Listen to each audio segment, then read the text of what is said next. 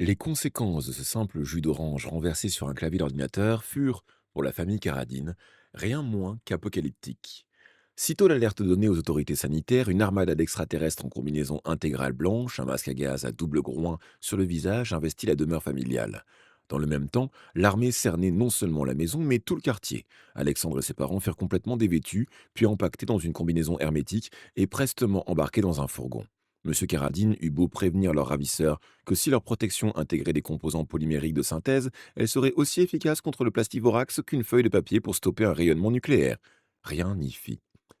Pas de souci, monsieur, nous maîtrisons la situation. Exactement ce que l'on raconte avant l'aggravation de la dite situation.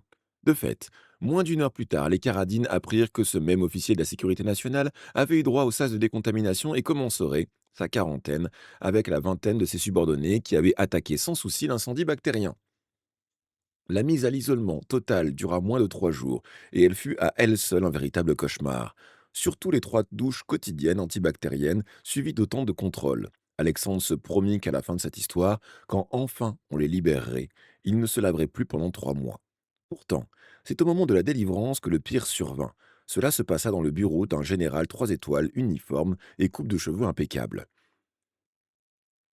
Nous avons circonscrit le foyer, annonça-t-il aux Caradines, pâles, fatigués, mais soulagés de retrouver sous peu leur foyer. Celui-là maugréa le père d'Alexandre. Mais les autres? Le général éluda en poursuivant. Malheureusement, cet incident nous a obligés à prendre des mesures radicales. Nous allons rentrer chez nous le coupa madame Caradine. Alexandre sentit son cœur se serrer comme une éponge en percevant la légère crispation qui tendit les traits du militaire. Celui-ci s'efforça de montrer une mine compatissante pour lâcher. Nous avons dû brûler tout ce qui pouvait représenter un risque d'extension de la contamination. La femme ne voulut pas comprendre le sens du mot radical. Vous voulez dire nos vêtements? Nos meubles? Le gouvernement mettra à votre disposition une solution de relogement, poursuivit froidement le général, si bien sûr vous le désirez. À tout le moins, il vous allouera une aide financière d'urgence pour vous aider à faire face à... Il ne put finir sa phrase et dut appeler le garde pour échapper à la fureur des nouveaux sans-abri. Sa maison étant réduite en cendres, la famille Caradine emménagea chez le grand-père maternel. Le malheur qui la frappait avait anéanti madame, moins cependant que son mari, rongé par la culpabilité. Le biochimiste fut un temps hospitalisé pour soigner sa dépression, puis intégré de force dans une équipe de recherche sur le plastivorax quelque part dans un bunker ultra secret. Avant d'être autorisé à retrouver son collège, Alexandre reçut de la part d'hommes en costume-cravate un éprouvant et interminable débriefing. Ce dernier aurait pu être résumé en un seul mot d'ordre, motus et bouche cousue, sous peine d'être, comme son père, mis en secret à 10 000 kilomètres de là et à 30 mètres sous terre. Son retour en classe fut un événement que les plus hardis et les vilains esprits tinrent à saluer en le harcelant de questions jusqu'à ce qu'il s'énerve et finisse par s'éclater en sanglots. Une fois en cours, les choses se calmèrent et Alexandre retrouva Rachid, son meilleur copain. Afin de lui montrer symboliquement que tout rentrait dans l'ordre, ce pétillant garçon sortit de sa trousse un stylo 4 couleurs qu'il tendit à Alexandre. Tiens, je te rends ça, tu me l'avais prêté avant. Enfin voilà, reprends-le. Alexandre le remercia et l'heure de maths commença. Par une série d'exercices, c'est-à-dire une séance de torture pour cet élève bien plus doué en SVT ou en gym qu'en résolution d'équations. Du coup, il se mit à mâchouiller son 4 couleurs tout en baillant aux corneilles, ou plutôt en repensant à la catastrophe mondiale dont son père se rendait en grande partie responsable. Une heure plus tôt, sur le trajet du collège, dans la voiture de son grand-père qui l'avait conduit au collège, la radio avait annoncé 3 crashs d'avions de ligne, plusieurs incendies majeurs et coupures d'électricité qui avaient affecté de grandes villes durant la nuit. À l'évidence, ça ne faisait que commencer. Mais où cela allait-il s'arrêter? Le cours de maths passa comme dans un rêve, sans qu'il n'en retienne rien. Lui succéda celui d'anglais. Good morning, children. Today we will comment on current events by reading the press. L'enseignant projeta sur le tableau blanc la une du jour du tabloïd britannique le plus vendu dans le monde, The Sun. Le titre, en lettres énormes, fit sourire quelques élèves, mais flanqua la chair de poule au fils de l'inventeur du plastivorax. L'apocalypse en marche. The Sun's Apocalypse On. Alexandre était bien placé pour savoir que, pour une fois, ce journal à sensation ne faisait pas dans l'exagération. Il éprouva même une telle angoisse qu'il se demanda s'il n'allait pas vomir. Le professeur suggéra à ses élèves de sortir leur cahier d'anglais et de prendre des notes sur l'article qu'ils allaient lire. Ensemble. L'adolescent ouvrit sa trousse et émit un bruyant hoquet de stupéfaction. Well, Alexandre, what happens to you? S'enquit le professeur. Blême, l'élève tira de sa trousse son stylo 4 couleurs et le lui montra. L'instrument ploya lamentablement, victime d'un étrange sort de ramollissement. Il y eut un long silence, puis des murmures ici et là. Une fille se leva, une main sur la bouche. Quant à son voisin, il eut un sursaut de recul comme si Alexandre avait eu la peste. Cette fois, c'était tout un collège qui allait devoir subir la décontamination radicale. Une semaine après ce dernier incident, qui se limita à la destruction de quelques dizaines de cartables et à une désinfection minutieuse de tout l'établissement, Alexandre reprit le chemin du collège. Il était anxieux, mais bien loin d'imaginer qu'il y resterait moins d'une heure et en serait exfiltré par un escadron de la gendarmerie. Les ennuis commencèrent dès qu'il eut franchi la grille. Des élèves le pointèrent du doigt, certains en appelèrent à son expulsion, d'autres suggérèrent carrément qu'il fût désinfecté au lance-flammes. Cela n'était sans doute que des petits plaisantins profitant de la vindicte populaire pour jouer aux aboyeurs, mais à voir leur face hargneuse, il y avait de quoi les prendre au sérieux. Craignant que l'affaire tourne au lynchage physique, les surveillants mirent la jeune victime à l'abri dans les bureaux de l'administration. Des parents, avertis par leur progéniture, accoururent et réclamèrent à leur tour l'expulsion du jeune infecté.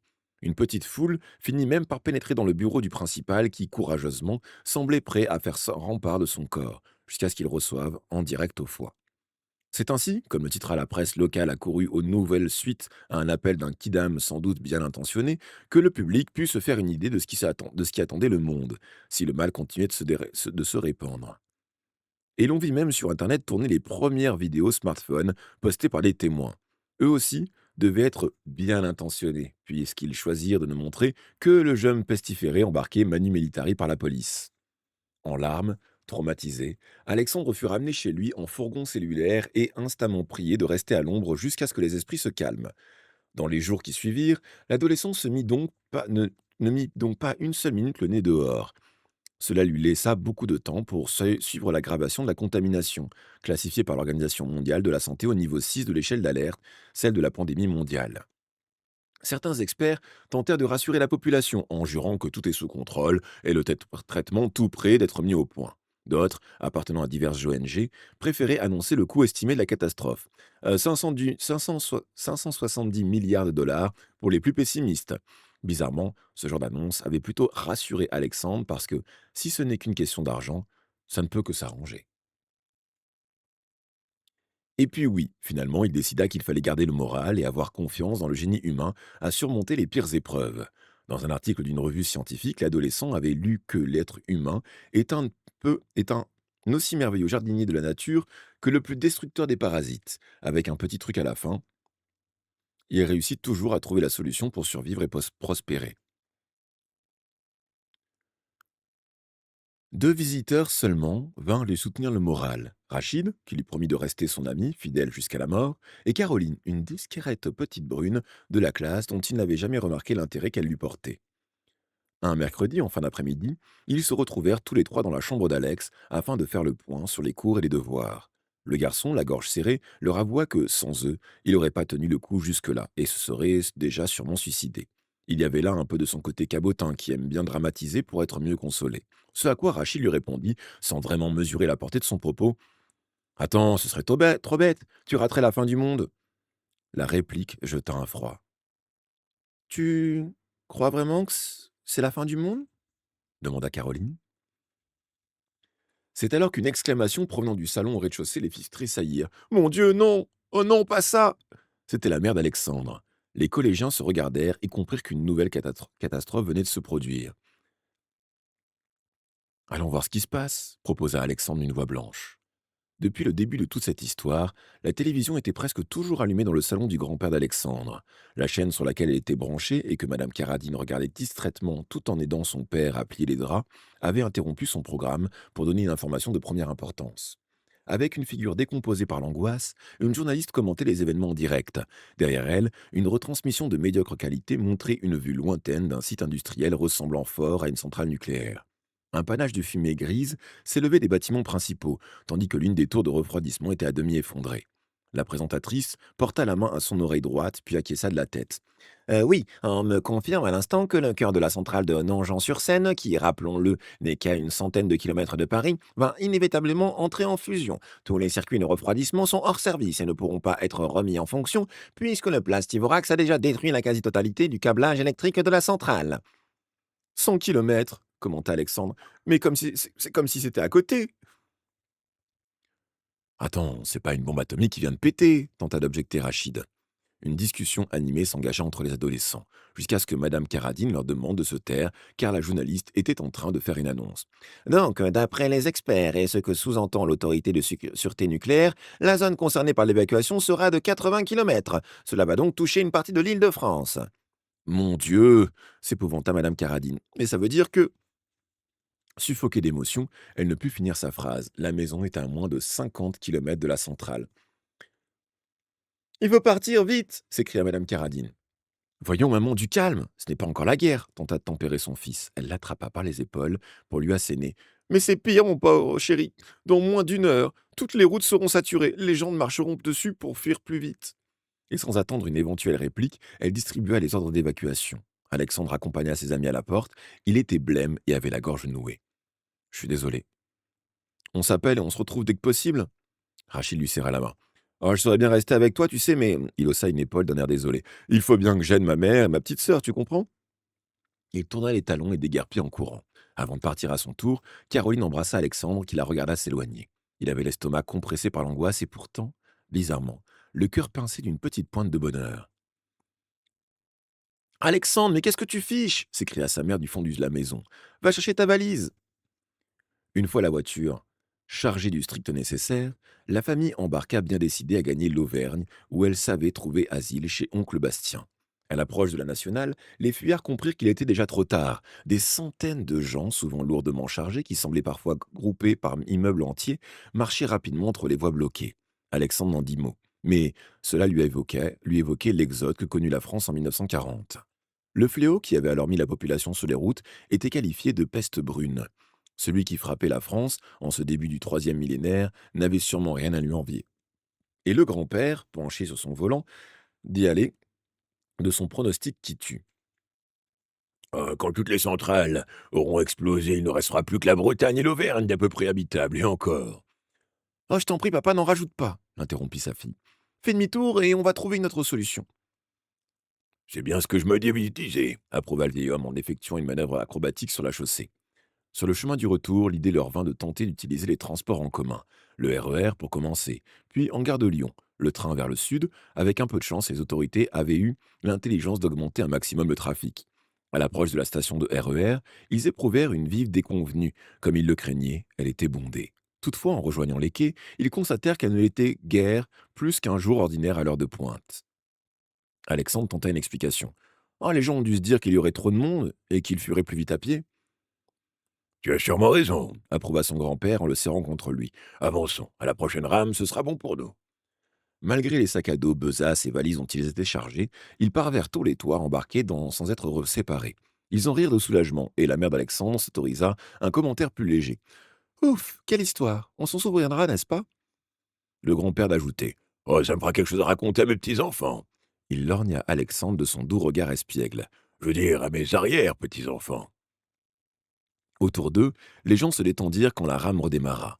Mais 20 minutes plus tard, alors qu'elle s'engageait à l'approche de Paris dans le tunnel menant à la station Nation, elle s'immobilisa brutalement et toutes les lumières s'éteignirent. La foule compacte des passagers émit un bruissement d'inquiétude. Bien vite, l'éclairage revint. Ce sont les batteries, expliqua Alexandre. Le conducteur du train annonça qu'ils étaient arrêtés en pleine voie et qu'il ne fallait pas ouvrir les portes. Il termina son annonce en expliquant que l'électricité était coupée momentanément. Un quart d'heure plus tard, elle n'était toujours pas rétablie. J'étouffe. Il faut faire entrer un peu d'air, se plaignit Madame Caradine. Aussitôt, son père joua des coudes pour se faufiler jusqu'à une porte du wagon dont il força l'ouverture. Le conducteur informa les passagers que tout le réseau sud du métro était en blackout et qu'il n'y avait pas d'autre solution que de patienter en attendant les instructions. Alexandre traduisit à mi-voix pour son grand-père. Le plastivorax a dû bouffer les câbles électriques. Si on ne veut pas coucher là, on devrait continuer à pied. Tu as entendu les consignes. Il faut attendre là. Il faut attendre, objecta sa mère. Ce garçon a raison, intervint une femme qui transpirait abondamment. Si on ne bouge pas de là, il y aura des gens qui s'évanouiront. Moi, la première. Elle donna l'exemple en descendant sur les voies. C'est ainsi que les 300 ou 400 réfugiés nucléaires gagnèrent, en marchant à tâtons sur les voies, la station de RER qu'ils trouvèrent plongée dans une quasi-obscurité, puisque seules demeuraient allumées quelques veilleuses. Plusieurs voyageurs s'éclairaient avec la torche de leur téléphone mobile, ce qui facilitait grandement le repérage sur cet immense quai. Alexandre fit alors sa première vraie expérience d'un chaos de fin du monde. Les gens convergeaient silencieusement vers les escaliers, la peur au ventre, mais sans paniquer, quand tout à coup, une femme poussa un cri strident suivi d'une plainte teintée de dégoût. Une onde d'effroi balaya la foule qui comprit vite ce qui se passait. La dame venait de poser la main sur la rampe ramollie en caoutchouc synthétique d'un escalator. Le fléau bactérien était à l'œuvre. La coupure d'électricité n'était pas une affreuse épreuve pour tout le monde. Quelques voyous y virent l'opportunité d'arracher ici et là, un peu au hasard, un sac à main ou un smartphone. Cela se termina très mal pour certains. L'angoisse ayant mis les sensibilités à fleur de peau, des hommes leur tombèrent sur le dos. Les renversèrent, puis les tabassèrent copieusement, et personne n'intervint pour les soustraire à cette vindicte populaire. Des échauffourées éclatèrent dans la gare, et ce furent autant d'étincelles qui mirent le feu à la panique. La foule se précipita en hurlant vers les halls de sortie, s'écrasant contre les tourniquets, piétinant les enfants et les malchanceux qui étaient tombés. Les plus virulents s'ouvraient le passage à coups de poing, tandis qu'il résonnait partout le brouhaha des cris, des appels et des pleurs. Une fois à l'air libre, la famille Caradine prit le temps d'inspirer de grandes goulées d'air frais. Alexandre s'était attendu à retrouver le chaos en surface, mais finalement, dans un singulier contraste d'ambiance, le trafic semblait normal sur l'immense esplanade de la nation. Les passants n'étaient guère plus pressés que d'habitude, et le soleil distribuait généreusement ses rayons apaisants. Madame Caradine proposa de poursuivre en taxi jusqu'à la gare de Lyon, d'où il prendrait le premier train en direction du sud. Son fils eut la présence d'esprit de procéder à une petite vérification avant de se lancer à la recherche d'un taxi libre. Maman, tu devrais regarder sur Internet si la gare fonctionne encore. Pourquoi faire? Évidemment qu'elle fonctionne. Enfin, j'espère. Troublée, Madame Caradine prit quand même la peine de se connecter avec son téléphone mobile sur le site de la SNCF. Le verdict ne tarda pas à tomber.